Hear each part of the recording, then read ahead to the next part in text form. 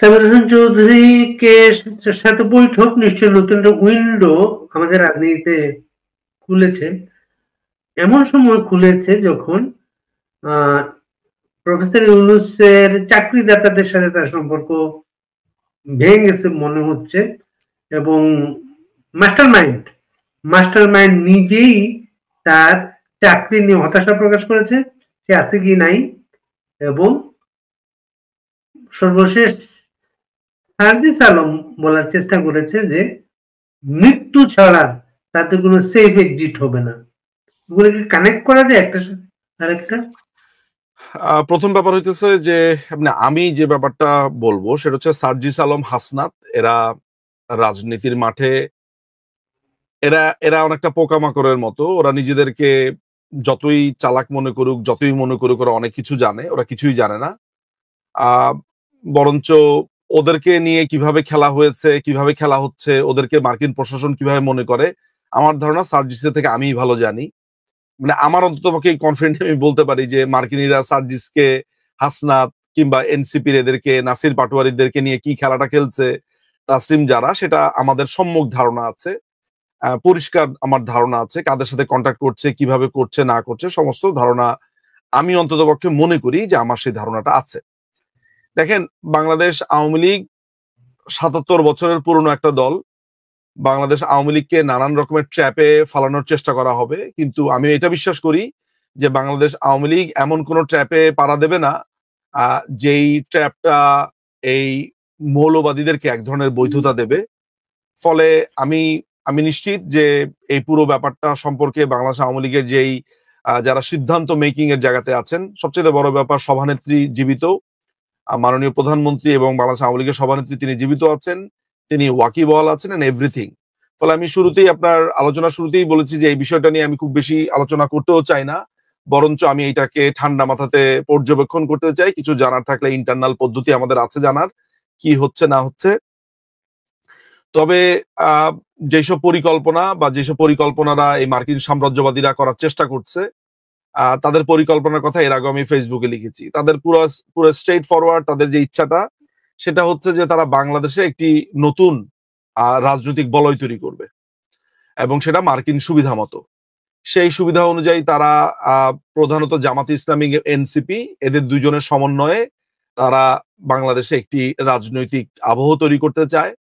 তারা তারেক রহমানের ব্যাপারে তাদের একটা সিদ্ধান্ত ইনিশিয়ালি হয়েছে যে তারেক রহমানকে তারা বাংলাদেশে রাজনীতিতে দেখতে চায় না, এবং সেই তারেক রহমান ছাড়া বিএনপি কে তারা দেখতে চায়। এই ধরনের একটা কথাবার্তা স্পষ্ট আমাদের কাছে সেই তথ্য আছে, আমাদের কাছে একেবারে স্ট্রং তথ্য আছে। আমি জানি না যে গত ২ মাসে সেই অবস্থানের পরিবর্তন হয়েছে কিনা।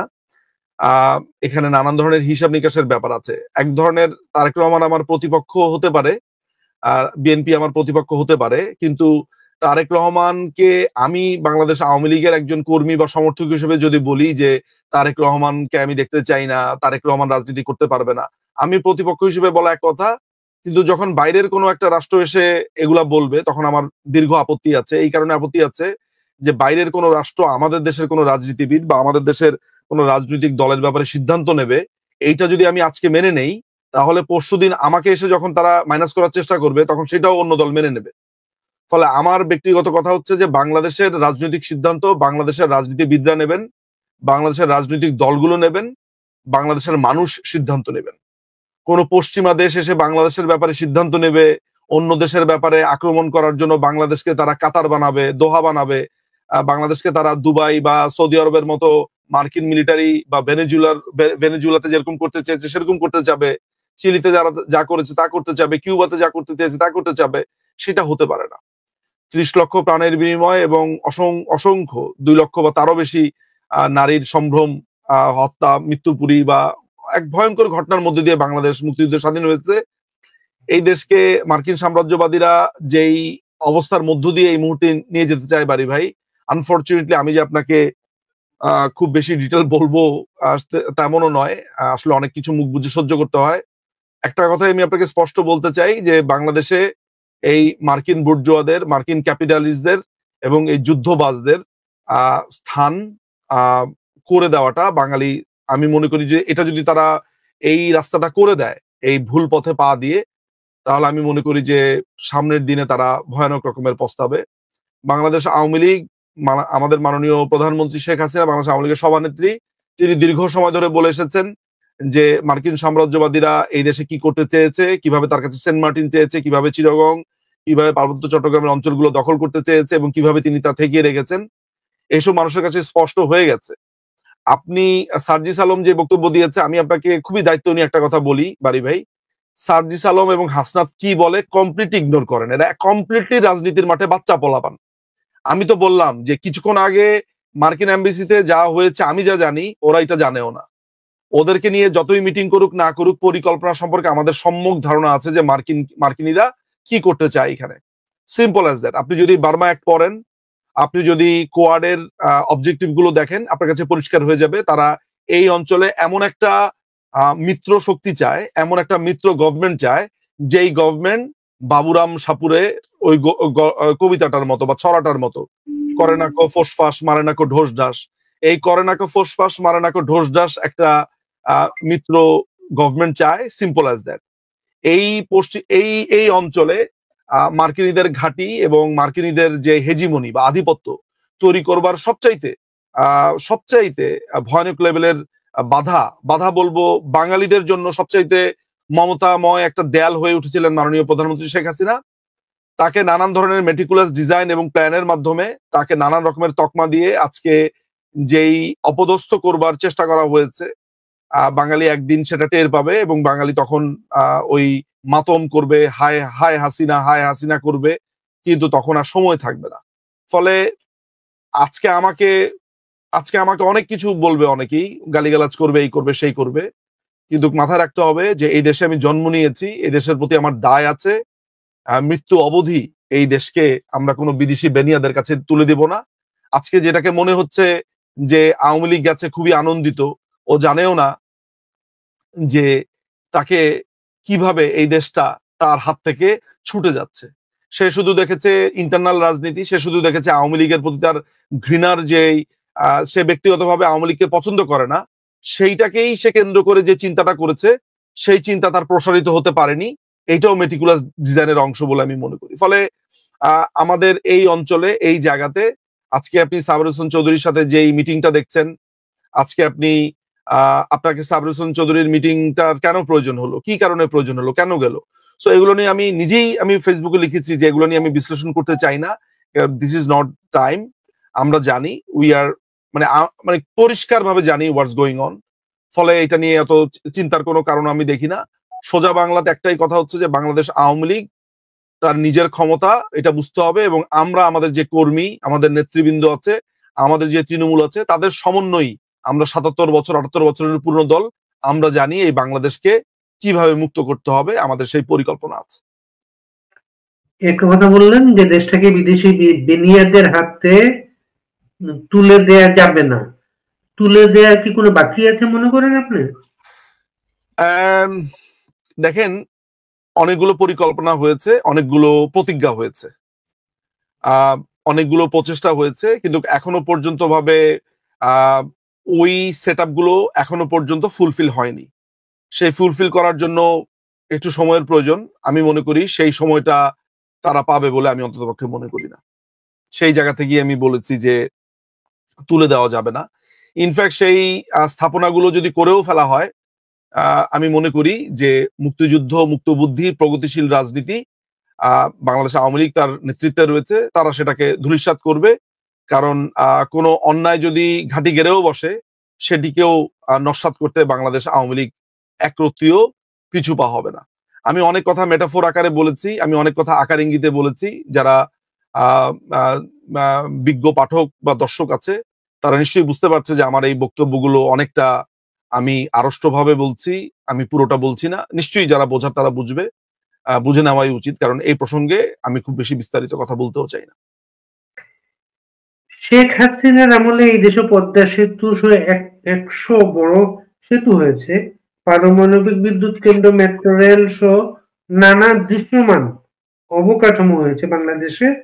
আর এখন বাংলাদেশ 27,000 কোটি টাকায় 20টা যুদ্ধ বিমান কিনছে মার্কিন যুক্তরাষ্ট্র থেকে। বেনিয়াদের ফর্মুলা ছাড়া কি এটা সম্ভব? না, সম্ভব না। এখানে তো অনেক ধরনের মেরুকরণ আছে, অনেক রকমের হিসাব নিকাশ আছে। আপনি জানবেন যে তার্কি এখানে সামরিক অস্ত্র বিক্রি করতে চাইছে এই দেশে। তারপরে হচ্ছে পাকিস্তানিরা একটা শর্ট গানের তাদের একটা ডিল ছিল আজকে থেকে বছর ১.৫ বা ২ আগে, যেটা রিজেক্ট হয়েছিল। ৫ই অগাস্টের পরপর সেই শর্ট গানের পুলিশের সেই শর্ট গানের টেন্ডার নিয়ে তারা হাজির হয়েছে। সম্ভবত তারা সেটা করেও ফেলেছে। আমরা তো অনেক কিছুই জানতে পারি না। পাকিস্তান থেকে বেশ কিছু আ অস্ত্রের আপনার অনেক টেন্ডার দেওয়া হয়েছিল। সে সময় রিজেক্টেড হয়েছিল। সেগুলো এখন বাংলাদেশের পুলিশ, পুলিশ বলেন, বিভিন্ন সংস্থায় বলেন, সেগুলো আমি নিশ্চিত যে সেগুলো হয়তোবা প্রসেসড হয়েও গেছে। ফলে আ আপনি এই ৫ই আগস্টকে কেন্দ্র করে, এই ৫ই আগস্ট আসলে ছিল অনেকের আম কি বলবো আপনাকে? যে এইটাকে একটা নিউ কলোনি বানানোর জন্য যেই প্রস্তুতিগুলো ছিল, ৫ই অগাস্টের আগ পর্যন্ত তৎকালীন সরকার এগুলো ছিল বাধার মতো, পাহাড়ের মতো দাঁড়িয়ে। তাদের কারণে অনেক কিছু করা সম্ভব হচ্ছিল না। আমি আপনাকে কয়েকটা উদাহরণ দিয়ে বুঝাই, যেমন পিটার ডিহাস। পিটার ডিহাস আমেরিকার আ হাই ক আ আপনার অ্যাম্বাসেডর ছিলেন। এবং আপনি জানেন যে অ্যাম্বাসেডরের চাকরির পরপরও সে আপনার এক্সিলাইট এনার্জির সেখানে একজন উপদেষ্টা হিসেবে চাকরি গ্রহণ করেছেন।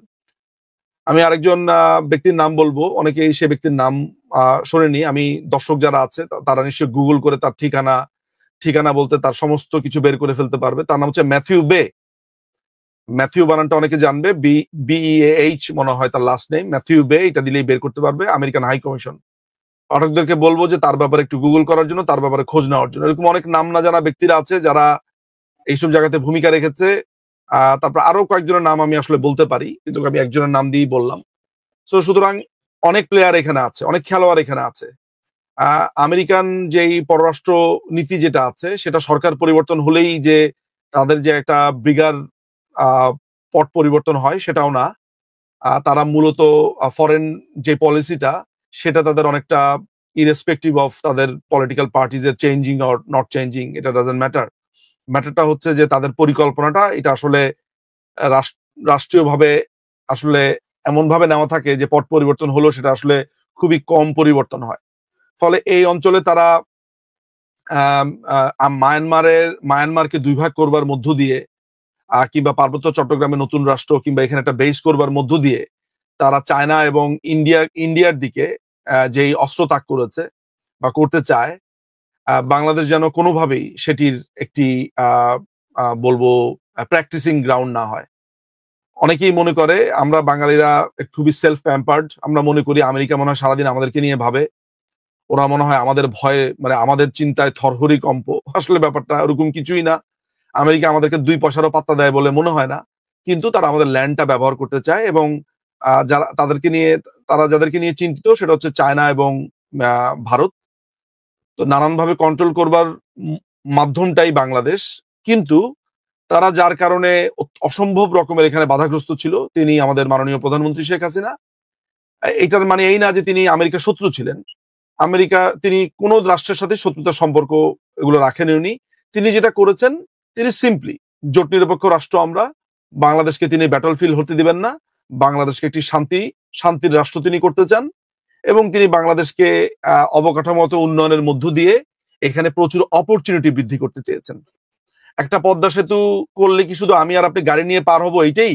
কিন্তু আমরা এটা কেন দেখি না যে একটা পদ্মা সেতু মানে হচ্ছে কমিউনিকেশন এবং পণ্য বহনের একটা দিগন্ত।